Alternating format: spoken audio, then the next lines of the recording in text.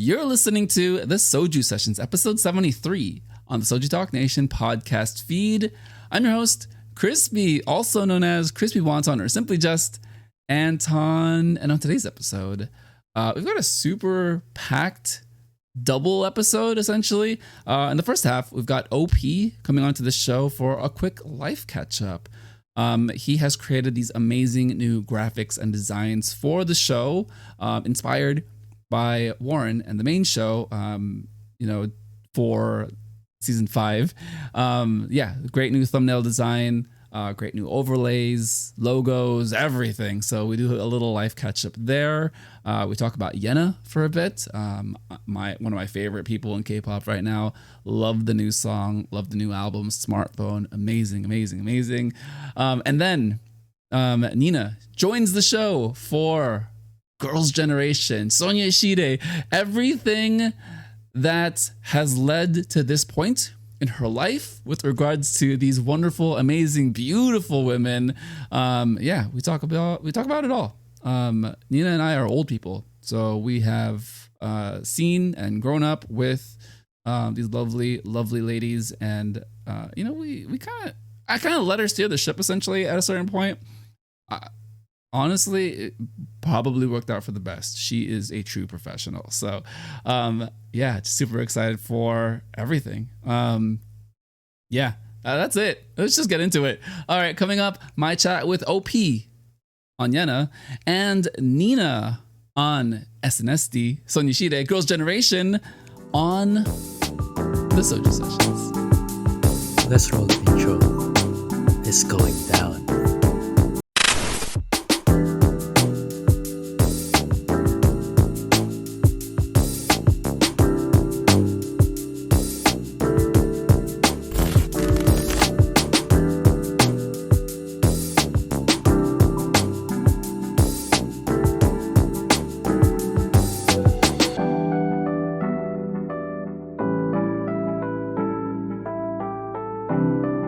Joining Soju Sessions and making his return here to celebrate episode 200 and with brand new graphics as he always does during these big turning points for the main show.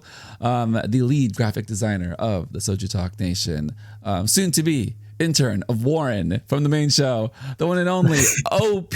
Welcome back, sir. Hey, what's up? Glad to be back. Soon to be intern, hopefully. Yeah, Warren, come on, man. You gotta hire OP. Do you see these amazing graphics? So for those of you on YouTube, OP, literally the day of the new episode last week, put together a brand new thumbnail, brand new banner, brand new logo, and then all the overlays, like within less than, 3 hours, 2 hours. We posted them, got them up, and here we are.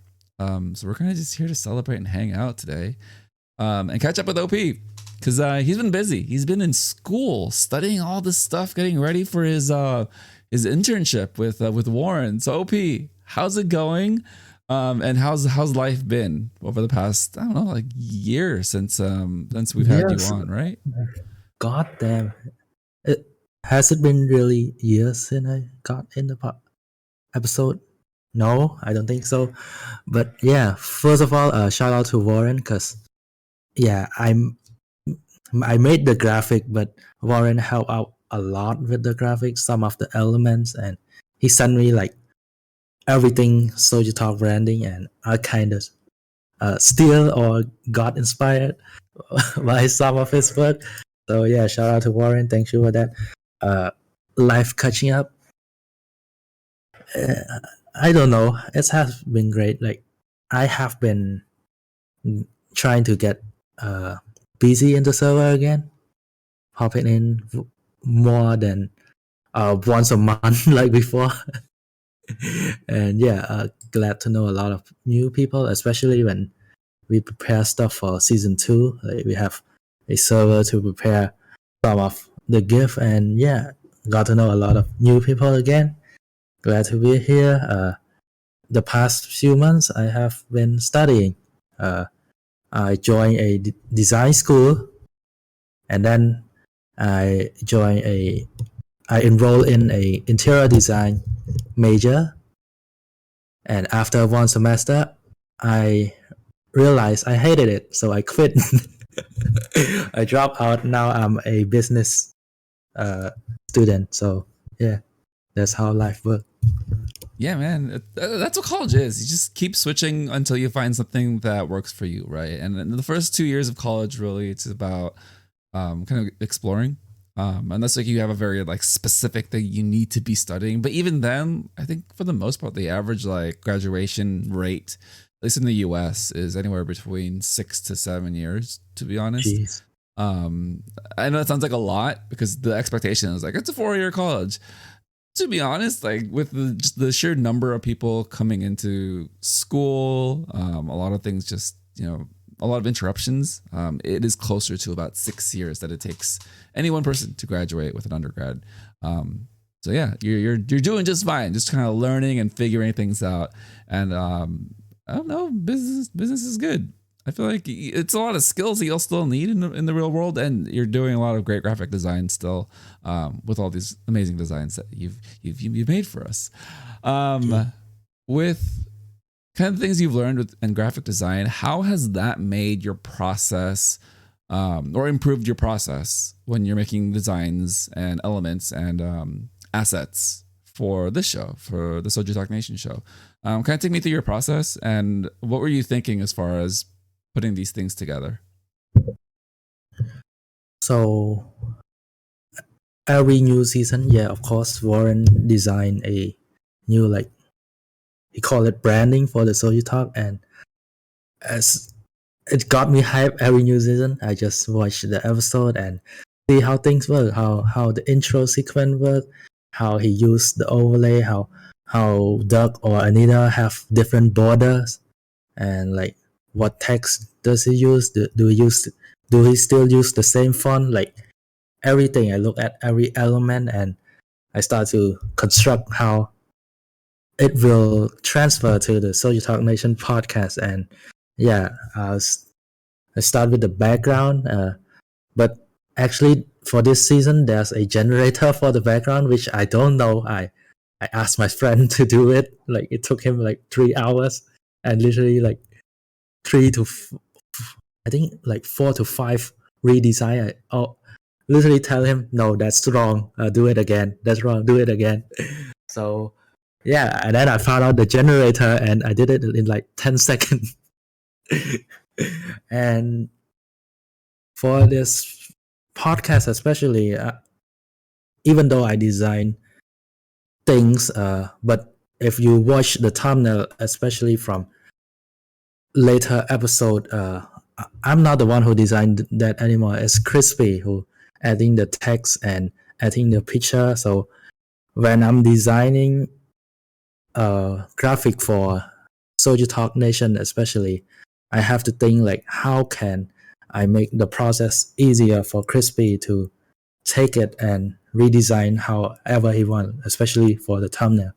How can I export it and put it on Canva, which if people who don't know, Canva is the best software ever for anyone who want to try graphic design. How can Crispy put it into Canva and just literally add text and picture?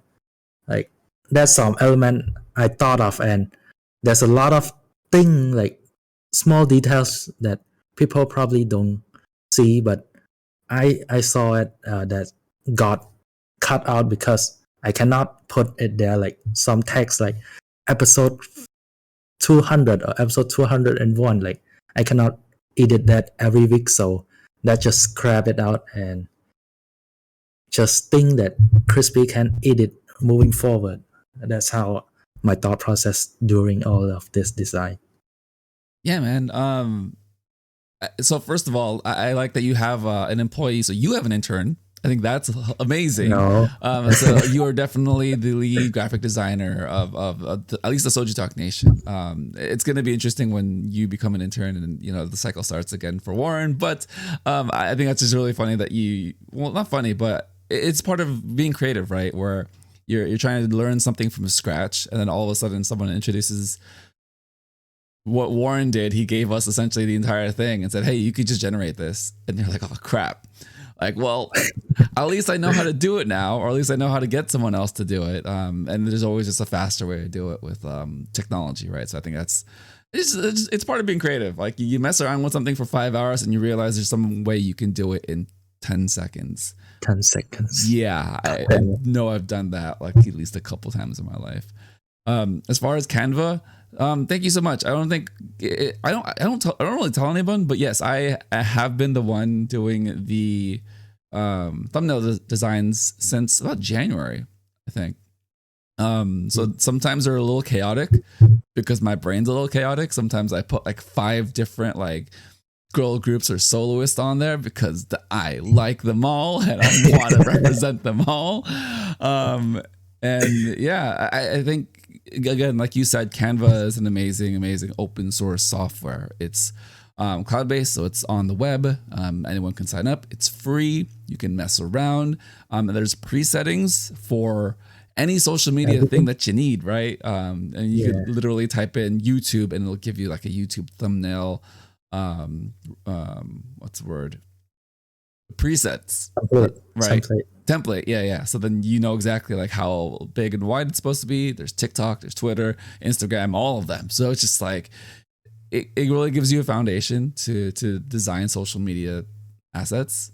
And it's just very powerful. For a software that's free, it's incredibly powerful. So yeah, just it's also on mobile. Yeah, it's also on mobile. Yeah. When I started using it at first, I was like, this is amazing. This is really intuitive. It's easy to learn. And then my cousin, who is not like a graphic design creative person, said like, oh yeah, I'm using Canva because I need to do it for like this little project that I'm doing. I was like, what the?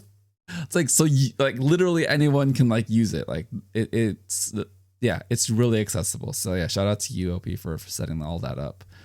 So like you said, you know, there are some parts of the graphic design that you want to make easy to use. And you did mention episode 200, like the text, just something that we can't really add every week because the way that Warren designs it, it's a little, you can just change it and we cannot. Yeah. The way Warren does a couple elements of his designs, Canva can't do essentially. So I think from what we're able to do, it's still quite a lot, and it comes off really clean. So again, shout out to you. So speaking of 200 episodes, so the main show released 200 episodes. Their 200th episode to celebrate season 5.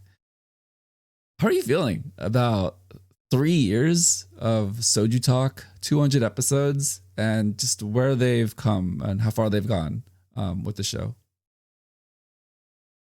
So for me personally, I have been here since I think February 2020, literally before COVID really hit. Can I say that on YouTube? Yeah, I think so. I don't think they're... Well, I have no idea, actually. We don't get enough views to the point where I don't think they're going to flag us for misinformation or just the word of COVID. But yeah, I think we're good. Yeah. I joined before like COVID hit. So if think about it now, it's like 2.5 years, more than 2.5 years I have been here, and crazy because before that I listened to a lot of podcasts and I just hop in for a few episodes and then I got bored and then move on to another podcast. So to think that I'm still here listening to Soju Talk every week, like just show how much effort the crew put into the show to make people like just not get attention from new people, but get the old people how do I say it? The current people to stay and continue listening to the podcast every week. So, and as also to episode 200, I didn't expect my question to get answered because it was like too generic, and they answered it, and it was a long segment with my question. So, thanks the crew for that. really appreciate it. Let's talk about your question. So, what was your question, and then how did the crew answer it? And then, kind of, what were your feelings when you were hearing that kind of live? Because it's exciting, right, to be part of the show, to kind of be included. Take me through all of the range of emotions when you heard your question being mentioned on the show. So wait, I forgot my question. What Bro. Yeah, here. After 200 episodes, what has changed? Perspective on K-pop and the crew friendship. So I will talk what mindset, why I asked this question first. I think because like I also produce a podcast on my own. I won't say what podcast, but I just did it for 6 episodes for a season. That's it. And after those 6 episodes, a lot have changed. My perspective on the topic I talk about, and then my like friendship or relationship with the people I work with on those podcasts. So it's in 6 episodes, like literally a lot have changed. So I was wondering, how about them? 200 episodes. That's 194 more episodes than mine. So yeah, that's why I asked that question. And I think the crew answered it. The way the crew answered it is expected because, you know, like Doug said, when he used to love the magic core of K-pop, and when he covered it every week, it lost the magic of it. And yeah, I kind of relate because after listening to Soju Talk for 2 years, I think K-pop doesn't like excite me as much as before because literally like because of the podcast, I know the ins and out, and because of Doug, Warren, and Anita, I know a lot of how they structure the song. So as even I'm as a listener, I'm now critical to every song I listen to. Like, oh, I don't like this part, or oh, I really like this part. Not like before, I just listen to the whole song and like, damn, this is good. Yeah, you said a lot of you said a lot of great things as far as what happens when you are part of something very specific for a long time, right? And I think it just has to do with, you know, at first it's kind of a surface level interest, right? Whether it's like K-pop, whether it's following a sports team, just anything that's part of your life, right? When you are only on the outside of something, it's easy to come in and out of it, right? And you're not consuming it every single day, every single minute. But then because of the show, it's become very much part of Doug, Warren, and Anita's just regular routine and schedule, to the point where they have to watch and listen to and consume and be part of so much in K-pop that I can imagine at some point throughout the show, there were some rough patches. But I think they did also mention that they've hit a nice point in the show where it feels good again, where they are enjoying their time with each other, and they're kind of covering it in the way that, you know, it's fulfilling for them again. So I think with anything, it's just a lot of ups and downs in life, especially doing something that's very intensive, like a podcast, where they have to do like so much research and background and study for it, that I can see where it can be very, it can feel like a chore at a certain point. I liked how Doug was really open about kind of the troubles he had with the show early on, where not only was he like producing it, putting together the show, but then he was doing all the outside work, kind of the marketing, the stuff that we don't see, right? And how the numbers were just, you know, we're just always there, and he was always like checking them, and I understand, like I totally get that, like from a smaller scale, there are times where it's like, well, at least back in the day, like when we first started, I was like checking subscriptions and views and listens. I think two new viewers. Yeah, right. I think by the time we got around to January this year, I was just like, I'm not doing this for views or listens. I'm gonna like do the show that makes me happy. And I feel like that's the same energy that Doug Warren and they did have right now, where they kind of just do the show that makes them happy. Um, yeah, some of the other questions that they answered were generally on the same line, but the one that I submit was just what would they do if they had unlimited resources? Yeah, I like that question a lot. I didn't see it in the Discord channel, but when they said it in the podcast, I was like, damn, I should have asked that. Well, what But do you you? stole my question. Joking. Well, I actually submit that on the Google form because I was just Ah, like, this is gonna be kind of a long question. I didn't want to like flood the Q&A channel. I As I see. was typing, I was like, it looks kind of long, kind of clunky. So I just put it there. But yeah, what did you think about their answer? Because I think what surprised me about their answer is that they wanted to move the show to Korea, or if they could, right? And it just never occurred to me that, like, yeah, no, that makes sense because then they would have access to A idols. lot They of would have things. access, yeah, to people in the industry, former idols, and people would be more willing to just meet them there at the studio. What did you think about that and the possibility of just say for example, someone with a lot of money just came up to them and said, "Hey, do you want to move the show to Korea?" Um, 500 million. Go. what would you think, OP, if that happened? Uh, for me, like, I, I don't know, but as like, also, so like the former question, uh, it was expected because when I heard that question, I had paused the video a bit and thought myself too, like, what if Soju Talk have like unlimited resource? Where would they go? And yeah, Korea is the way to go. And then Warren also mentioned like creating more content, not just like podcast, like video content, which is currently the way to do it, especially with YouTube Shorts and stuff. And if they manage to secure that, I would be hyped because with just a we could say like podcast is very boring. They managed to produce this kind of content already. How about they have the production crew and the money and the resource, and especially at Korea, and maybe the idol to make content with? It's gonna be top of the roof. Hopefully, I can intern too. Yeah, I was just about to say they did mention that they would hire people to do some aspects of the show. Let's go. Again, hiring you, I think, is the first priority. But it would make a world of difference to have a production crew. I will just say that right now.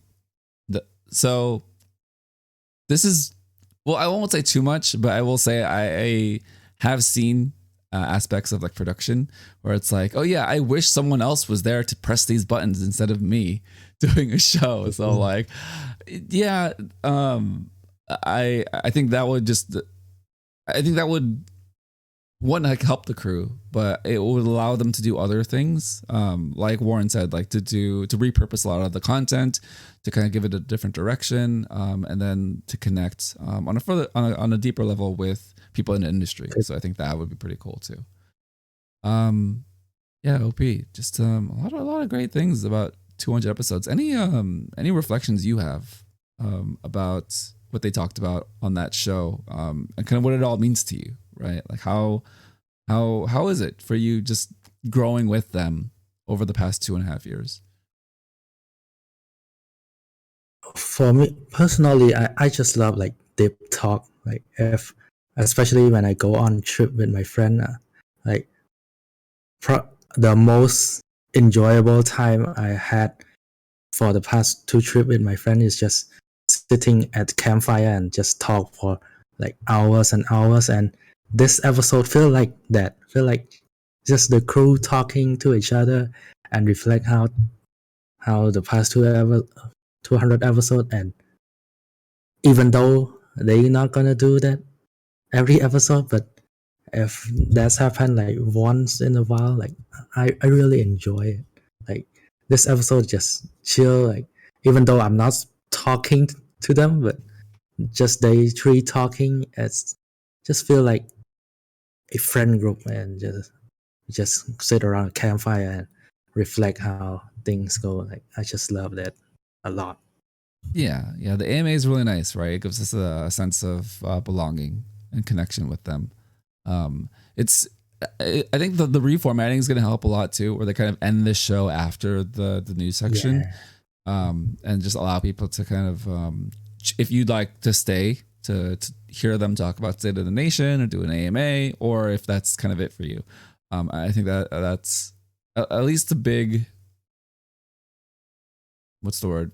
At least it gives the show a little more clarity for those who just want K-pop, right? So I think that's always a good thing. I stay for the other stuff, and the State of the Nation, I can actually just like skip ahead and just like listen to that when I don't really want to think and like concentrate. Yeah, sometimes I do that. Like, yeah, if the song is just boy group song, skip. Oh yeah, OP wants to get canceled right now. That's why he just said that. Well, we do have to talk about some K-pop while we're here today. So we're gonna talk about my favorite member of IZ*ONE. Yeah, I'm such a big IZ*ONE fan, guys. Chaewon. Yeah. Did she have a solo? Did she have a solo recently? But she is Chaewon's friend. They're a very good friend. The one and only Yena has come back August 3rd with Smartphone.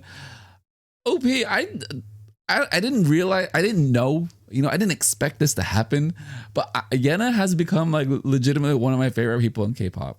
From all of the side content, she's just very well known and just in Variety and doing a radio show, being very funny, being very happy virus, to just her music kind of matching that. What did you think about Smartphone? And it being a very much continuation of Smiley, being a pop rock, very fun song, with a lot of very catchy choreography and just a lot of cheese, a lot of Yena cheese. What are your thoughts on Smartphone? Yena cheese. Yena is just Yena. Like I love her since Produce 48. She's like the joke of the show. Not like the joke of the show. She's class clown. Like the happy virus of the show, and glad that she made it to IZ*ONE, and literally she is also the happy virus of IZ*ONE. And moving forward, like I didn't expect now that she's became like the happy virus of the whole K-pop industry. Like beside her, I can probably think of only two, but besides Chu, it's only Yena who really on variety show, a lot of variety show. Also, you mentioned radio. I don't usually watch or listen to those, but I saw clips. And the comeback Smartphone. I really love it. If people on the server, you guys can check my reaction. Kinda sim as usual. But it fit her image. Just like Smiley, like I don't know what to expect at first, and then she came with Smiley. I'm like, God damn it! It's just Yena. It's just Yena, the Yena we love, and I love that she continued it with Smartphone. But her B-side though, like the B-side track, is just another Yena that you guys should check. But in terms of this comeback, Smartphone, the music video is just very vibrant, and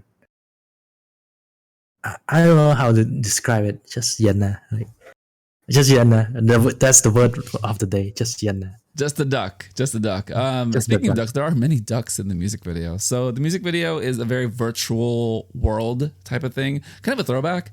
The song is titled Smartphone, and yet she uses a flip phone in the music video. So it does have a little bit of a Y2K retro inspiration. And to me, it kind of feels like Wreck-It Ralph, where she's going into this virtual world to kind of be a video game character, right? Little bits of Ralph, where she's kind of a menace, but then also little bits of Vanellope, where she's kind of the main character of the game that you're playing. Some 8-bit moments, and then definitely has like the power up bar, where she like levels up and like turns Super Saiyan, and then she has a gun. It's like a big Gatling gun that shoots out like cheese puffs. All like I don't even know the plot of the game really. She's just kind of going through like a side scroller, shooting all these different characters that are in suits, And then she eventually like fights a duck with like giant hands. And it's like, but you're a duck, Yena. So two ducks are fighting. Very nice. Just you. Right? All of this while having a very energetic, upbeat, like pop rock song that's very much like a 2.0 of Smiley. I would say like they're very similar. The chorus is kind of where it's a little bit different. Whereas Smiley, it's hey, it's you know it, right? It's like Smartphone. It doesn't have that initially, but because I like Yena, I have listened to the song like 100 times, and it didn't take long, but eventually the chorus did eventually like catch me, right? It's the push and swipe, and it's just, I know the choreography now. Do it. No, this is not TikTok. We're not doing this. So, okay, I'm done, guys. Only on YouTube. But I think that's good because it helps differentiate the two songs, right? I think if Smiley and Smartphone essentially had the same chorus, it would just be like a copy and paste. So yes, initially the Smartphone chorus wasn't as explosive, I would say, as Smiley. It's still different enough where it's like, okay, cool. This is just a different version of it. Yeah, no, I guess I feel like Momoland, Boom Boom, and Bam, Bam Bam. Like it's the same kind of vibe, but just different enough that you can differentiate it. Yeah. Very, very, very good point about that, because I think Smartphone and Smiley both have very similar lyrics and kind of the things they talk about as far as, finding friends and just, the world is very hard on the internet sometimes. But I think the visual concept of Smartphone separates itself, where it's like in Smiley, she was a superhero. In Smartphone, she's a video game character. Both very like visually similar, but conceptually it's like, oh, she's just an adventurer, right? A different adventurer. So I think it's just super fun. Let's quickly touch on, wow, that was hard to say. Let's quickly touch on the B-side. My favorite one off the album, and I think you were probably alluding to it, is With or Without, all spelled in one word. God, that song is so much fun.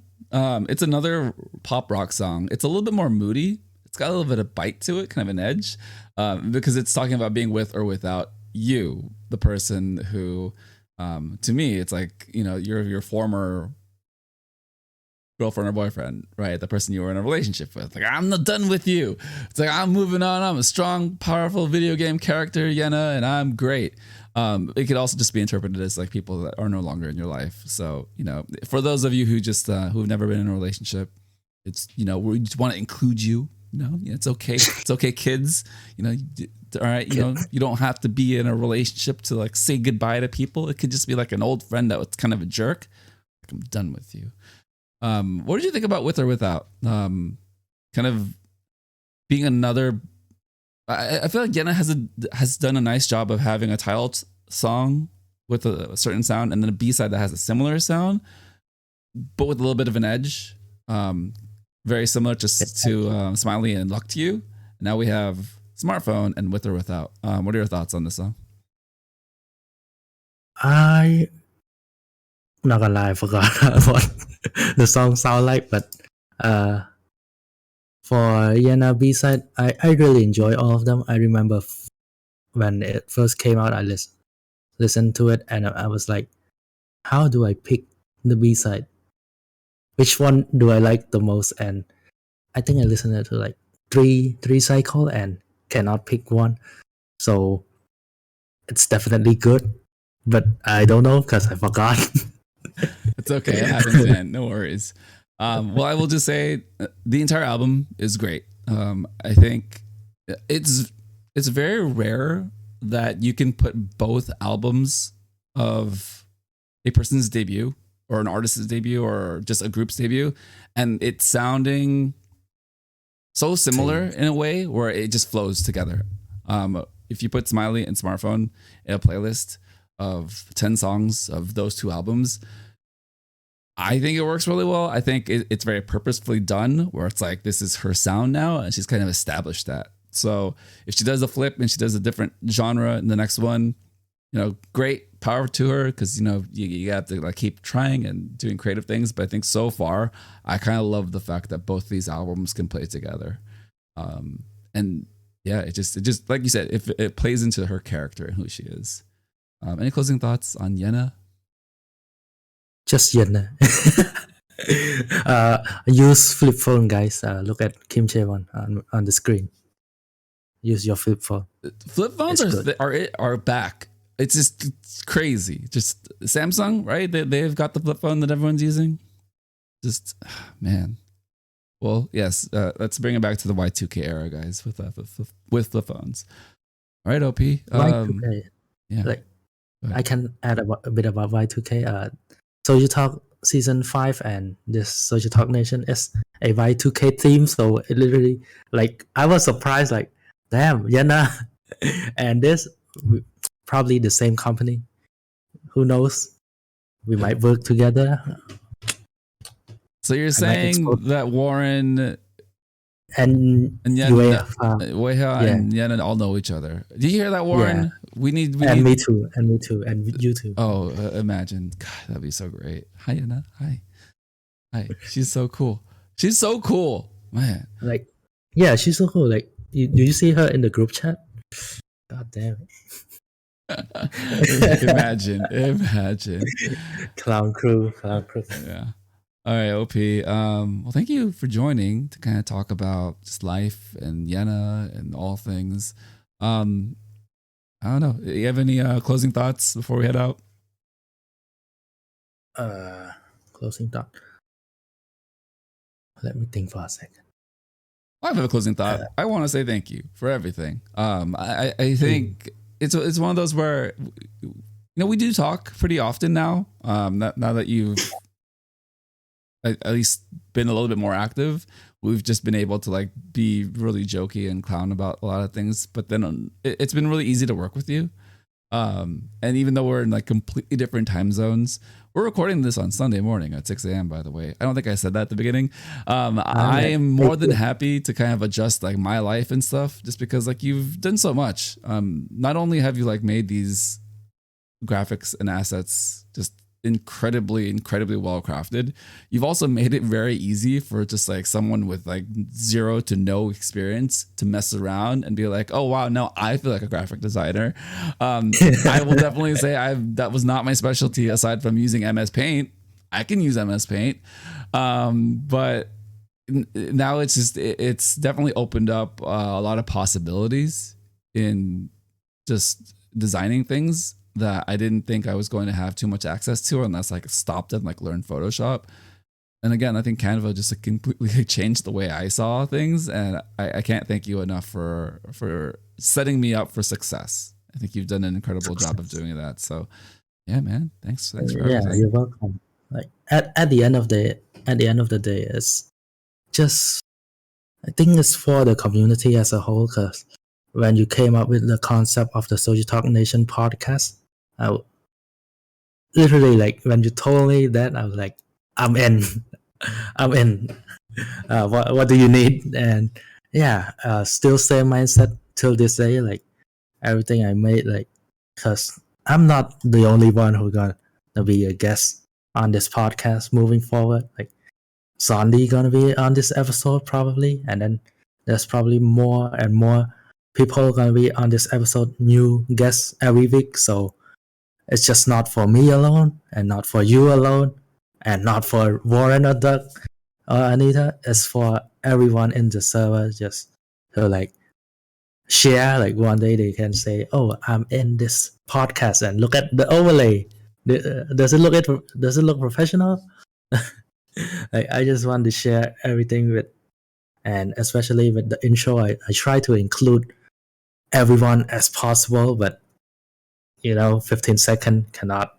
But yeah, hopefully more people will join this podcast, and maybe season 6 you might be included in the intro. Who knows? Yeah, it's grown a lot. I didn't realize just how many guests I've had until like you sent me the intro and you said it's over 30. It's like, I've had over 30 people on this show. What? who wanted to talk to me? God, thank you so much, OP. I do appreciate like everything, and it's really given me a lot of I don't know, momentum, confidence to kind of do this. So yeah, thanks again. Yes, just Yena. That's Yena. the word of the day. Just Yena. All right, we're gonna sign out real quick, and then we will come back with more music talk, I think. All right, bye everyone. Bye.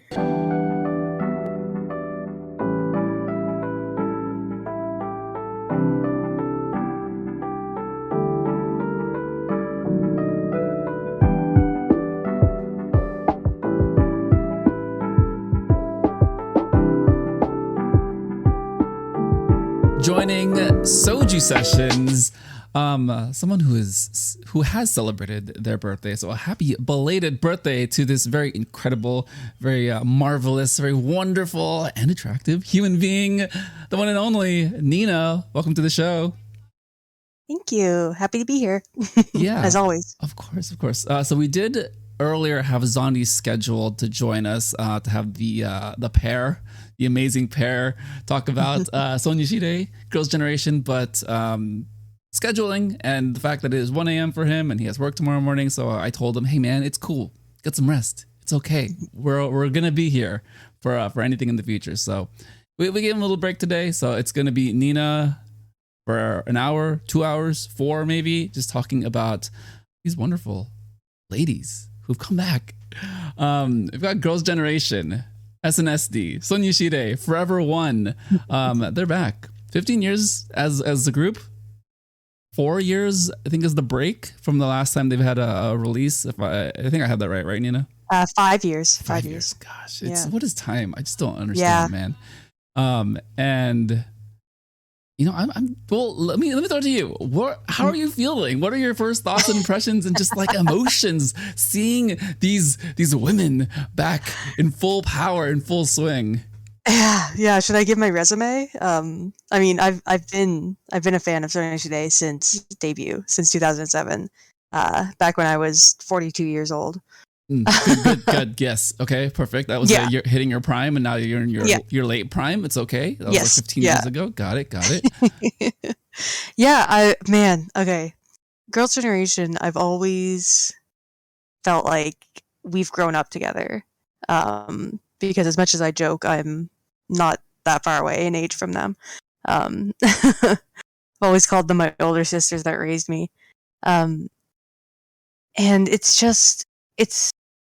every group these days, they hit that point where they tell everyone that they haven't disbanded, but they're on hiatus, but they'll do something together again.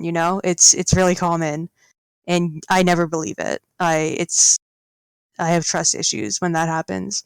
So when I heard that we were finally getting a full group comeback, I couldn't believe it.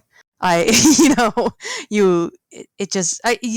it for a while. It seemed like every year for a while you would hear news saying, oh, Girls' Generation are going to have a comeback. And then it wouldn't happen. And then you'd say, okay, yeah, sure. But it finally happened this year, their 15th anniversary. And I still can't believe it. I think for me, everything about it was perfect. Yeah. No, it's one of those like teases every once in a while, right? Because they'll get together for someone's birthday, and they'll talk about it. It's like, oh, we're together, we're celebrating, we got a cake, and then someone will like mention music, and it's like, oh, but we're all so busy, and it's just always something that's like been present in their conversations with each other and then with us, kind of whatever video form that they take, and I agree. I just can't believe that it happened. I'm kind of just like, I'm still kind of in disbelief that it's a real thing. It's been a couple days. And I'm just like, what is this? Am I listening to an album with all of them, these ladies back together? I feel very similar to you in the sense that I grew up with them. Yes, we joke that we are geriatric citizens, very old people, but in reality, we are actually peers of them. We are very similar in age. And it's just one of those where I understand how having that kind of parallel developmental period you have with a musician, an artist, and specifically in K-pop, where you're kind of let into their lives throughout the entire process, over 15 years leaves an impact, and it matters and it means something, right?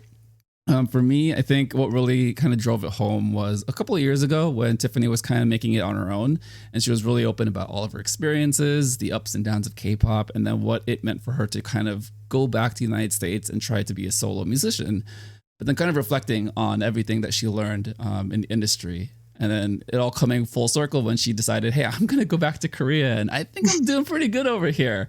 So it's just nice to see her kind of embracing everything that she was about, all of her history. Because I feel like there was a certain point where there was a little bit of tension between her and just being a member of the Korean entertainment industry. And now she's completely embraced it and she's here. And it's so good. It's and so good. That's another thing about this comeback too, is that they didn't have to do this. None of them are hurting for money. None of them are contractually obligated to make a comeback. But the fact that they all still found time in their incredibly busy schedules to work this out and do it. I see this whole comeback as a gift for the fans. They did this for us. Yeah. And it takes a lot of coordination to do something of this caliber, right? It's not only is it the 15-year anniversary, so you have to like time it in a way where it's a celebration, but the music itself has to be produced to a certain degree with a lot of different creative input, considering they're not all under SM anymore, but they have to coordinate with SM. And then the things that they picked up along the way as far as how music should sound, but then also having to pay tribute to their past, it's a lot. And I'm just very happy and just appreciative that they all came together to do it. Kind of like you said, it's not something they have to do. They're all very successful in their own way. So yeah, man, just God, it's so good. It's so good. It's good. Yeah. Let's get into it. So we got Forever One. We got the music video, the title track, the lead song. What are your first impressions? What did you feel when you turned on the music video on YouTube that Friday morning, August 5th, and you just let the moment wash over you? I cried. I just cried. It's so, like, the fact that this track is produced by Kenzie as well is just so, everything about it is so Girls' Generation and so SM that it makes you nostalgic. Like they knew what they were doing with the nostalgia bait.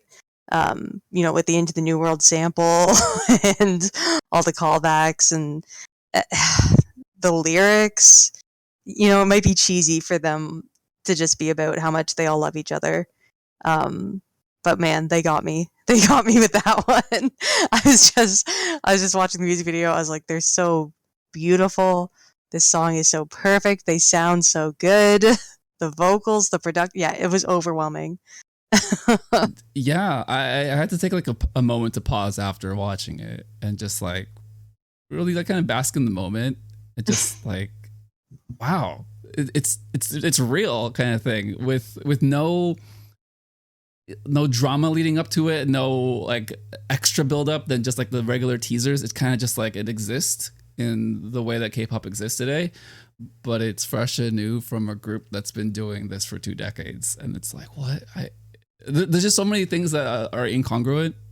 I really don't know how to process it in a lot of ways. But musically, I think they did hit the sound of a celebration, but I don't know, just really capturing a lot of the old nostalgic sounds of the mid 2010s, but with kind of a cleaned up sense of it, right? What are your thoughts about the sound of the song and it's the way it all played out? It's perfect for me. My favorite thing about Girls' Generation is that they always produce perfect bubblegum girl pop. And they've managed to do that here, but almost in a grander way. There's something,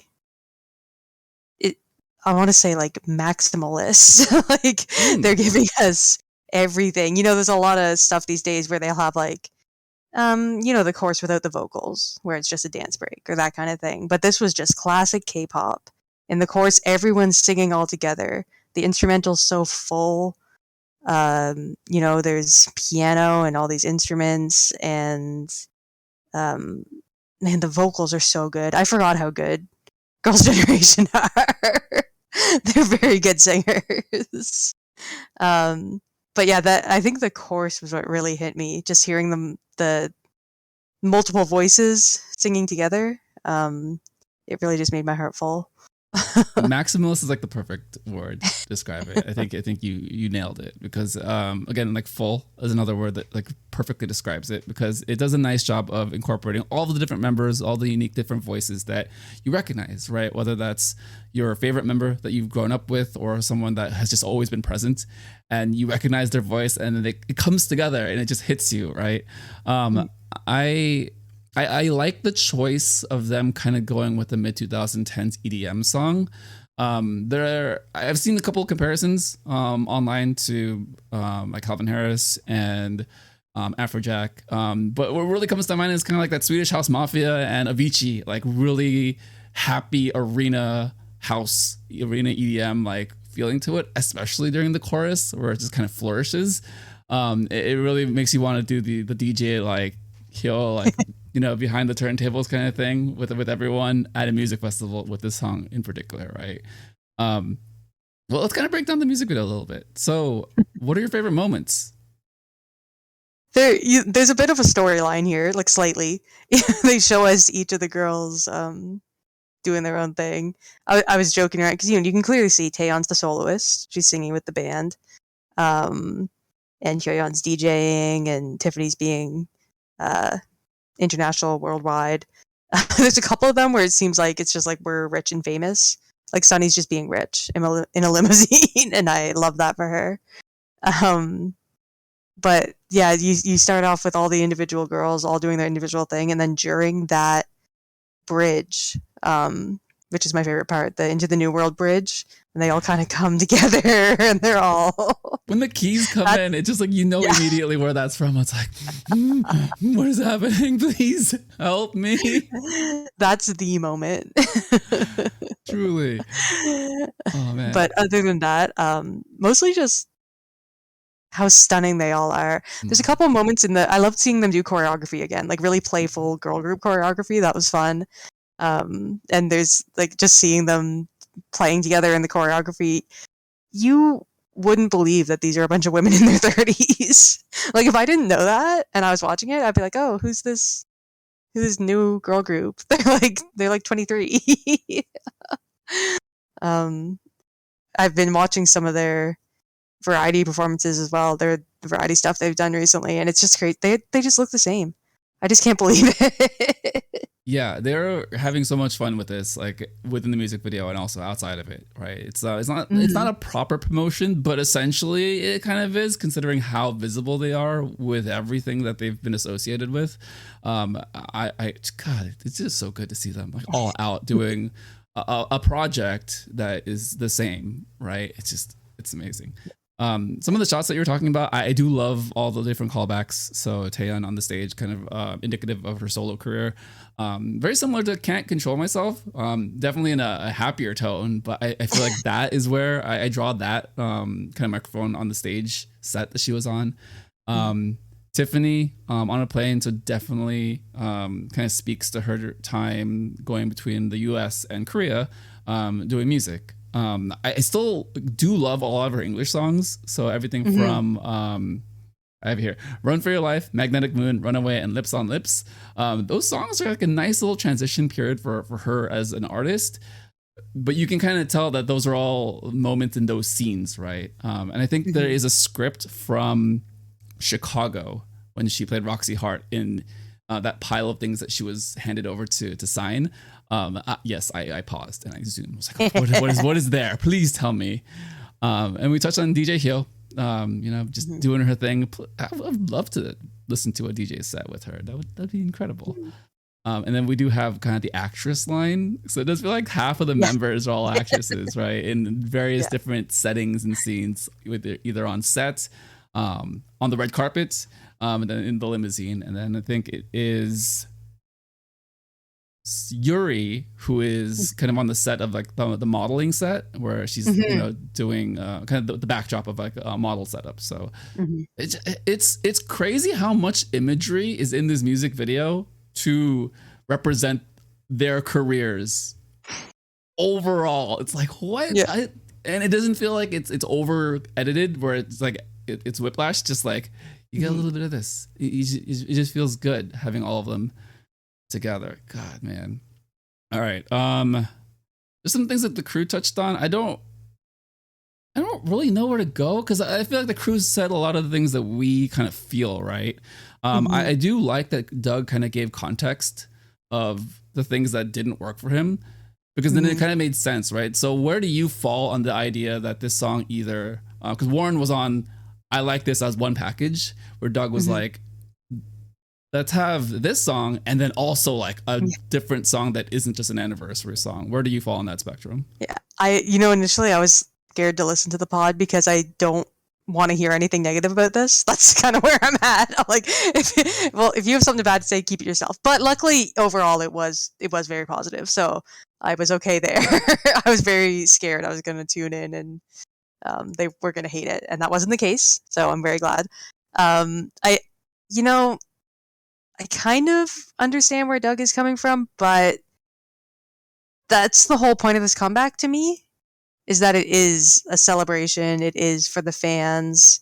If they were to follow this up with a more traditional comeback song, I don't think it would land the same way. This kind of is the moment. You can't really take this song and separate it from Girls' Generation and from the whole situation where they've been together 5 years, they've been on hiatus for 5, or been together 15 years, been on hiatus for 5. And it's just the whole package. You can't just think about the song. You can't just think about the music video.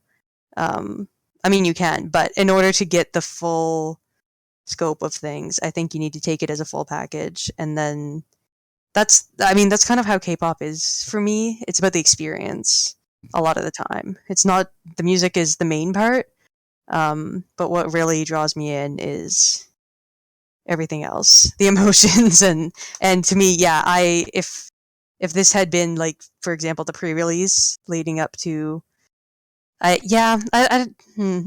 feel like I would have ended up being let down by whatever followed it, because this was just so emotional.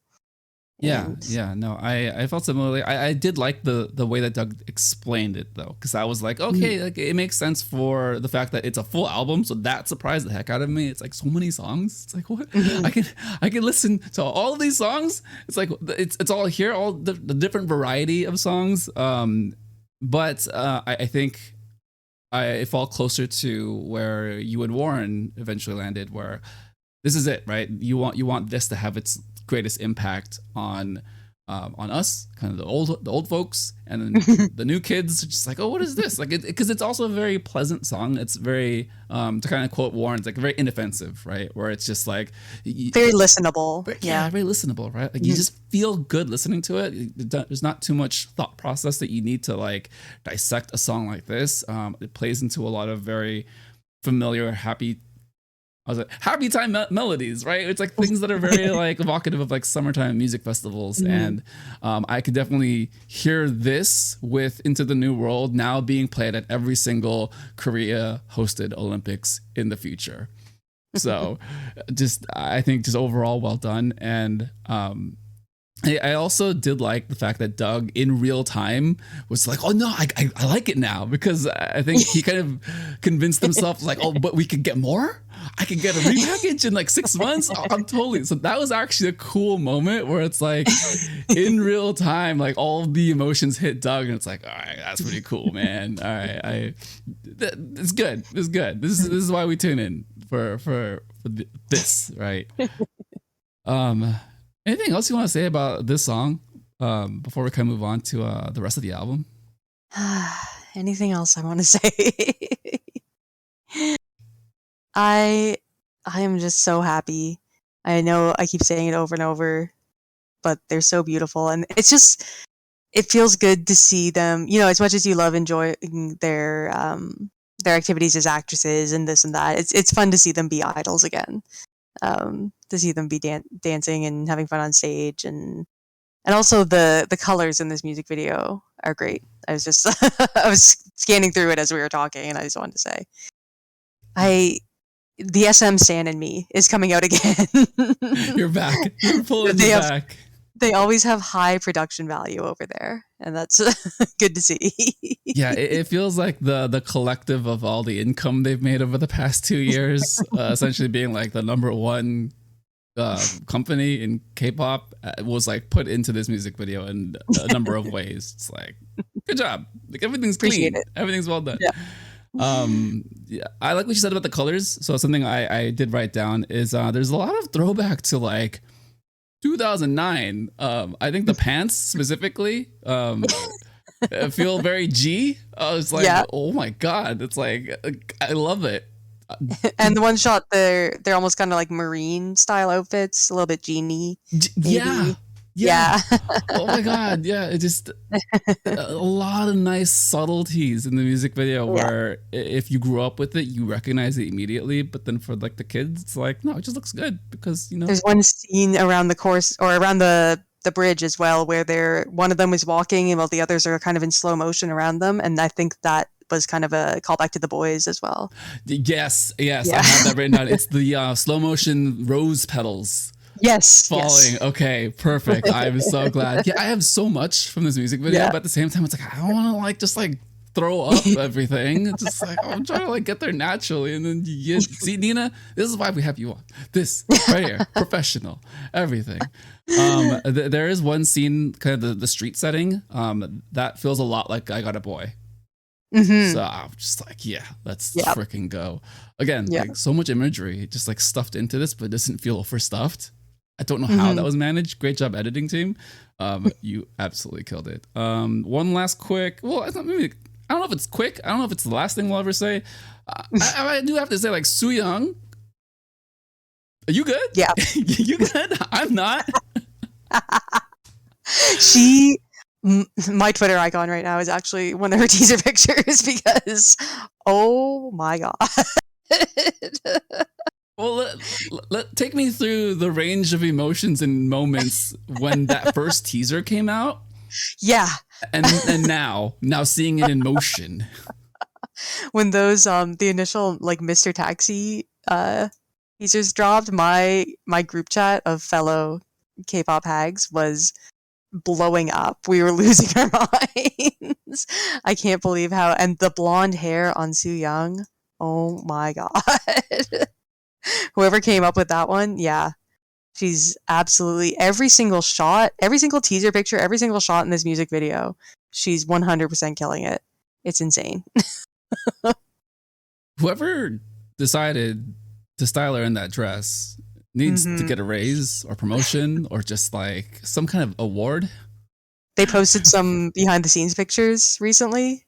Very, very nice. Very good pictures. Man, a quick question. So there is a hair color change in the music video for her. Do you know by any chance the details if that's a wig or if she just got it changed at some point throughout the different filming processes? Yeah, I'm not sure because I watched the episode of Amazing Saturday they were on, and she was blonde in that. So yeah, I don't know. Maybe I don't know what the order of filming is. Yeah, because it's very like it's very like in your face because the setting is kind of on that boat, like the cruise ship, right? And it's very bright. Yeah. So then the brown hair stands out, and then everywhere else she's blonde, and it's like, but you look good in both. You look great. Just like I want to know the process. It's like how? I don't know if she was brown and then she bleached it, or if she's gone. Yeah, I'm not sure. Yeah, but we could have found out on music shows this week, but we will not. Oh gosh. Well, so sad. I know Sohyun, for anyone who's listening and didn't know, Sohyun was diagnosed with COVID. So they were meant to be on M Countdown and Inkigayo this week, which was really exciting because we were finally going to get 4K fan cams. But unfortunately they won't be. And I know Sohyun said or maybe the translation said that they were going to be on next week instead, but I'm not sure if that's confirmed. I'm praying. Yeah, we need that. Please. Yeah, please. That's like, I know we've gotten so much already, but we do kind of need the full experience, right? Yeah, I just want like the full choreography fan cam, everything that we get now these days from music shows that we didn't get last time they were promoting. Literally, like so much technology has changed since the last time they were on air. It's like, please, just and I know we're being greedy, but this is our time to greed, right? Man. So yeah, hopefully when Soyeon recovers, they're able to. But yeah, I'm concerned because they are all so busy, and Soyeon's been the busiest of all. Yeah. So we'll just have to wait. These actors, man, it's like they're so in demand. It's like, I forget who posted it on the server, but someone had posted a Twitter reaction. It's like, oh my god, I didn't know this actress is also in Son Ye-shide. I was like, what? It's like, are we at that point in history now? They've all been doing quite well. Yuna's drama the name is escaping me at the moment. She's in with Lee Jung-suk, is doing really well. Big Mouth? Anyway, it's very, very popular, so good for her. Yeah, guys, they're all doing so well. It's kind of ridiculous. And then somehow they found time to do all this properly. Yes. Full. God, we are literally gonna just continue talking if I don't move us along. So we got an album. We got 10 songs. All right, so we're not gonna do a full recap. We'll pick and choose. So Nina, what are your favorite songs or songs that you kind of want to talk about here? I'll let you steer the ship, right?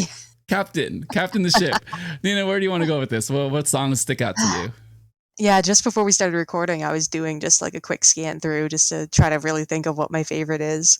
Because it's hard because I honestly think every track on this album is very good.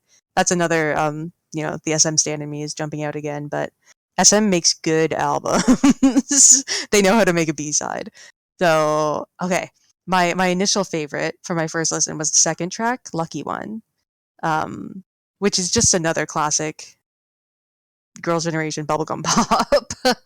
It also gives you that kind of nostalgic feeling. You roll when you're listening to the album, you go from Forever One into Lucky One, and it's Lucky Like That. Sorry, I'm combining my song names. No problem. You are just in a haze right now. We're like, gonna roll Forever with One, it. Lucky Like That, Lucky Like That. Lucky One is by EXO. And Lucky Like That gives you that same nostalgic feeling, like this is Girls' Generation. This is what they sound like. It feels pink, it feels bubbly. It just makes me really happy listening to it. God, that's a great way to kind of describe it using literally just the color, right? Because it does feel like Forever One and Lucky Like That go really well together, just as a 1-2. Very much carrying on the same energy, the same vibe. Very, very hopeful, right? It has very like just happy vibe energy. So I just use words without prepositions. I did great. I feel the same. I think that definitely carries the momentum into the rest of the album. While also not steering too far away from what the rest of the album is going to be, if that makes sense. Mm-hmm. Yeah. For me, I'm just gonna go to number 3, and then I'll let you decide what you want to do afterwards. So 17 is kind of a fun like 90s R&B song. I kind of like that they are reflecting on the fact that, I think it's a reflection, right, of the time that they were 17. But I think there's a really nice trend right now where songs are finding 90s sounds, but it's not being called to specifically, right? Like we're not saying that it's like a 90s retro song. It plays into 90s R&B tropes. So it's very familiar for us, but it's new, it's up to date, it's here, it's present. I don't know, man. It's like there's something about 17 that it's a little cheesy, but it works in a really nice way. What are your thoughts on 17? Yeah. Well, what are my thoughts on 17? No, Kidding. We're not talking about them today. There's a man called S. Coops. No, don't know him. 17, you're saying cheesy. The one part that makes me laugh in this one is Hyoyeon's rap. Love her. Sometimes she's very funny when she's rapping. But yeah, no, I really, the notes that I had for this one were also about the 90s piano riff that kind of makes you feel like Black Beat or like something something really retro with like the heavy drum beat. It's a great little R&B hip hop inspired track, and it's really, really fun. I think this album, it really shows off a lot of versatility. It's like they covered every genre that Girls' Generation has ever done in the past. Yeah, and I think 17 is really fun. The group and this song as well. Yes. I didn't think to encapsulate it that way, but you just said something super interesting, and it's the fact that they have in this album, in 10 songs, have journeyed through different genres that they've done in the past 15 years. And K-pop is always a genre kind of pulling on the West, perhaps 1 or 2 years after that sound has passed. But they're doing it in a way that sounds like super modern and super like current. And I'm just like, oh, why is this so? Why do I feel like this belongs in 2022? But I also feel nostalgic for like 1996. And it's just, these are the questions that make me really, really enjoy this album. So 17, just a really fun one. All right, go for it. What is the next song you would like to talk about? Oh, man, I don't want to just go down through the whole album, but I do want to touch on Villain briefly, because Villain was co-written by Sooyoung and Tiffany. And it's really nice to see the girls writing on this album and really hear their voices and that kind of thing. And also the intro to this one, it's like the police scanner. They're following a car, license plate GG805. We're going to need backup. I love that. It's so cheesy. I love that. It's an amazing, just like, oh yeah, do you remember all the things that we're about? Oh, haha, here you go. Yeah, no, I do love that kind of like quirkiness to it. But I do want to ask you. So this is the Kwangya song, right? So here we are. So is it confirmed that now Girls' Generation are firmly in Kwangya? Well, that's what I don't get, because this one, the lyrics were written by Sooyoung and Tiffany, who aren't even in SM. So are they just being funny, or I don't know. You know what? If they're in Kwangya, they're like the final boss, or like the overlords. You know, they're the. Okay, I like, maybe they're the ones pulling all the strings. I like this turn of events. I can't unthink it anymore. God, you're genius. Gosh. Well, I guess we're just gonna go through every single song. So track number 5 is "You Better Run," which I love. I love this song. I do too. It's not a clear, or what's the word? It's not just a copy and paste of a Run Devil Run redo, right? It's like all these little moments where it's like, yes, you can kind of feel Run Devil Run, but it's absolutely a different song on its own. And I do love kind of like that take on it, where it's just like, I know Run Devil Run. This sounds nothing like it, but I want to make it like connect into that song. What are your thoughts on "You Better Run"? Yeah, I feel like there's maybe like a little bit of the instrumental is pulled from Run Devil Run. I don't know if I'm just imagining it, but I feel like maybe some of those guitars or something are. I love this one's crazy with like the rhythms, with the vocals, the syncopation, super cool. There's like the background music's kind of choppy. This one's another one that's kind of really modern while also feeling a little bit retro. Like there's something about it that's making me think of like a spy video game. Yeah, it's got the energy for it. Yeah. Okay. Yeah, you're killing it. All right, Nina, you got this. This is gonna be Nina's full album recap, by the way. I think I just decided. All right, well, let's talk about Closer. Yeah, all right, Closer. So this is a city pop disco song. This is my favorite song on the album. Good pick. Yeah, yes, this one's really good. Yes, go for it. Synonym, Nina, go for it. I mean, I always love a new disco track. Really groovy. They've got that steady drum beat all the way through, but it doesn't feel flat, you know? Like sometimes when you just have that steady 4 on the floor beat, you kind of get bored halfway through, but I just think this is a really nice listen. And also shout out to Hyoyeon, because I kind of made fun of her earlier, but her rap fits much better in this one, I think. She's got a really like funky little rap in this one that I really liked. So yeah, Close is a great track. That's really it's one of my favorite genres, that new disco style, a little bit of city pop. Yeah God, I do love the melody of the song. I love that it's kind of in the middle of the album, so it's a little bit of a shift kind of in tempo and energy, but we're going to talk about all the songs now. Apparently it shifts into what the rest of the album sounds like, and it's freaking brilliant, amazing. And one quick thing about Hyoyeon, yes, it's you know, her rap in the other songs, it just, it's a thing. It exists. Yeah, You it's know? fun. It's there. Maybe it's intentional that she sounds like she's from 2012 because she is, right? Technically. So I'll give her that. But with Closer, it's a very subtle rap that if I'm not thinking about it, it just like plays into the song. It's like, oh yeah, she's in this. Like, oh yeah. That's what it sounds like when it's a little bit like played down a bit, right? So I think she found a nice middle ground with Closer on this one. Track number 7, Mood Lamp. What mood are you in?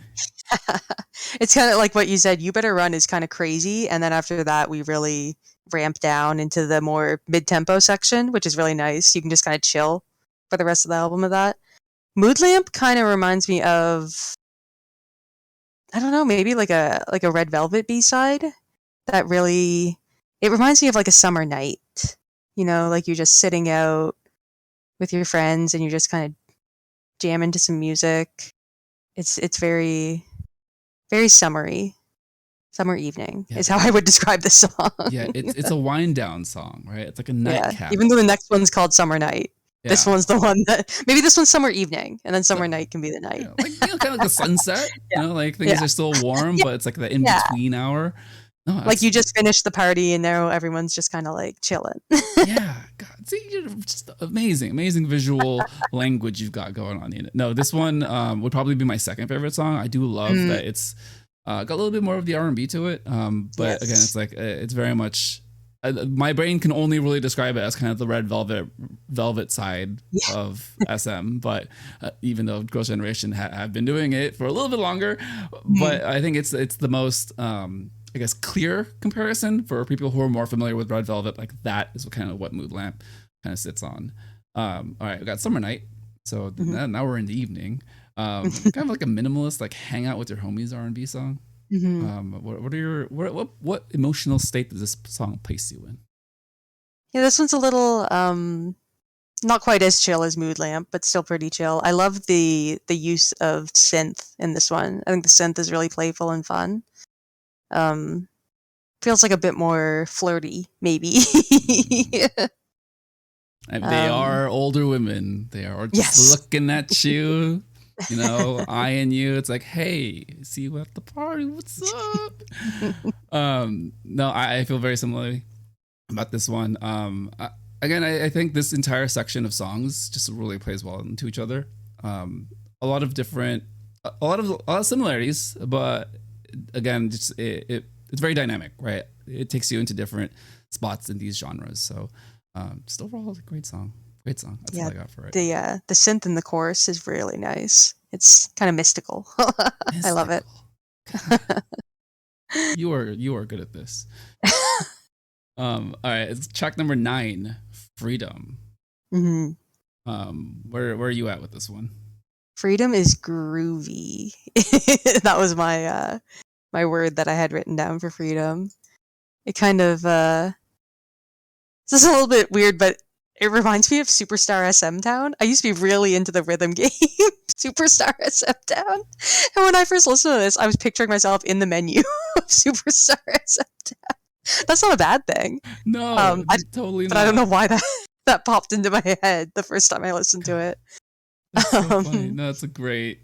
It makes sense. I think that around that time, that type of music was really popular. So yeah, I think that's what it's more of the era. Yeah, that's I would say this one's a driving song, like a nighttime driving song. Nice.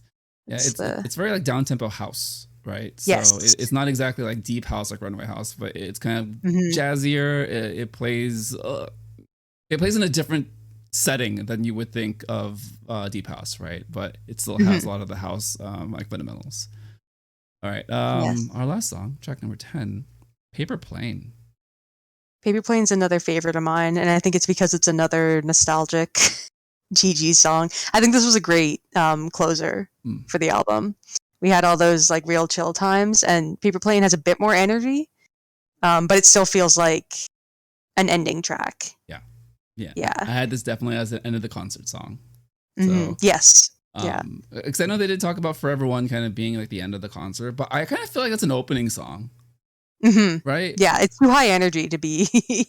Yeah. It gets you hyped up when you listen to it. Yeah, it's like opening ceremony. It's like, Chisuk, and like you're just ready to go, right? So yeah. But then Paper Plane, very very much a different kind of song. Very much an end cap. Yeah, and so the way I listen to it, I just have it the whole album on repeat. Sometimes I don't know where the album ends because then it goes back up to Forever One, and it's just like, oh wait, this makes sense. So as an overall construction of the album, I think it's done in a really nice way where you could just loop the entire thing over and over and over, because the end of where Paper Plane is and the beginning of Forever One really go well together while also kind of being different in energy. So Paper Plane also has very very sweet lyrics if you ever look it up. Very kind of I don't know, almost reminiscent of Into the New World, but like more laid back. I don't know. It's more like, we're flying away, we're taking a step into the it's very sweet. Yeah, and just the idea of what a paper plane represents, right? Where again, it's like spiriting into adventure, flying, but then it's a paper plane, so that there is a bit of care that you have to take, and it's kind of self-reflection in going into your journey. I want to say like into the new world, but I into really your new don't world. want to. It's like, you can keep going. They were going into their new world when they were 17, and they're still going into their new world at 32. They're always there's always a new world. They're not closer to closing. That's bad. That was really bad. I'm so sorry. Yena, God, this is this really wasn't planned to just do all of the songs, but you brought it out of me. It's like, I'm gonna follow you, Yena. You are killing it. It is a good album. It might be my favorite of the year. We'll see. I mean, in retrospect, I probably shouldn't have been thinking about it as much as I did, but I like to pause before I buy an album, because I like to just make sure I'm not like splurging or buying something that I may not exactly need. It's been 5 days, and the first thing I did at 7:30 in the morning today was purchase the album. So it is going to be in my possession in about 2 weeks. So I think good choice. I think I made a great choice.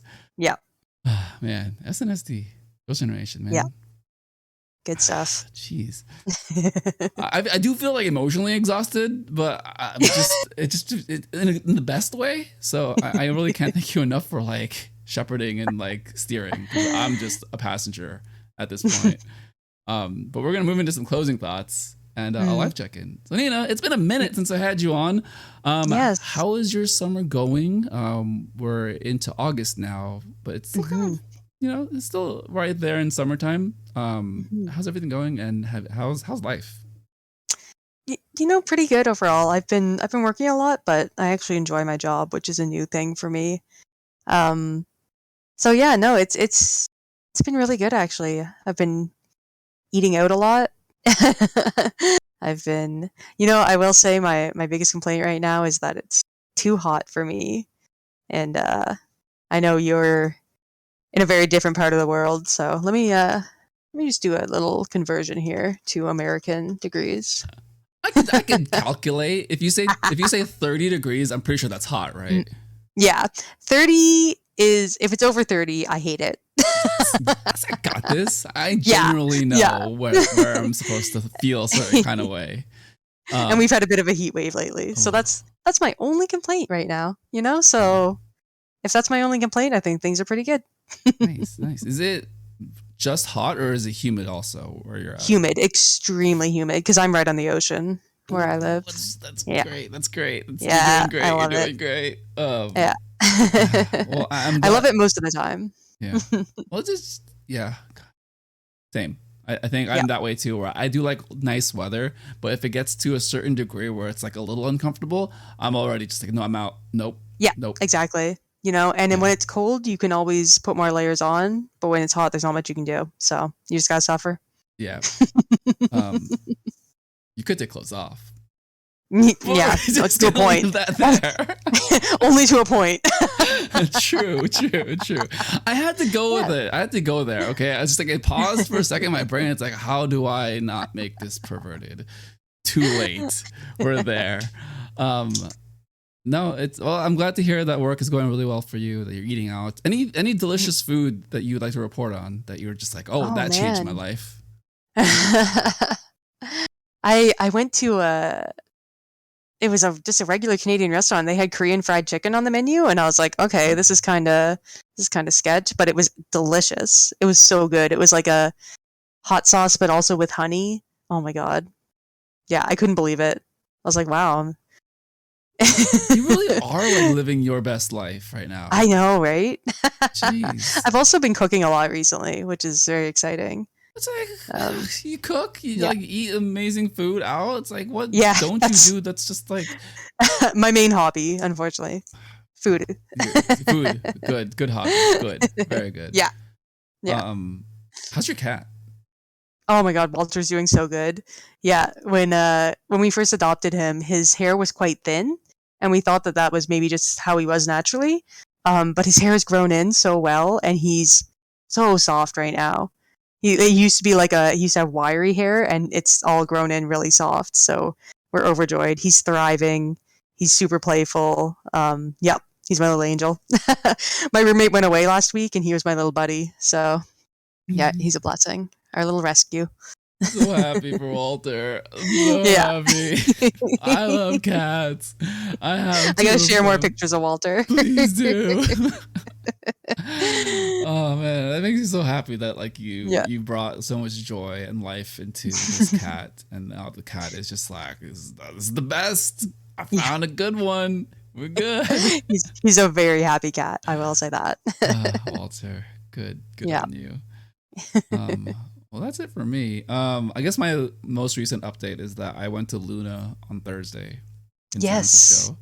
Very well. Let's put it this way: I enjoyed myself, but all of the gripes that people had about the show, yeah, I think those are very true of everything that happened in San Francisco. Heard some very bad things about the venue, basically. Yeah. I would say the only reason why I probably didn't feel it as bad as other people because I was all the way in the back, so I at least had like easy access to an exit. I was with a group of people that were like nice and friendly, and we had the same like sensibilities.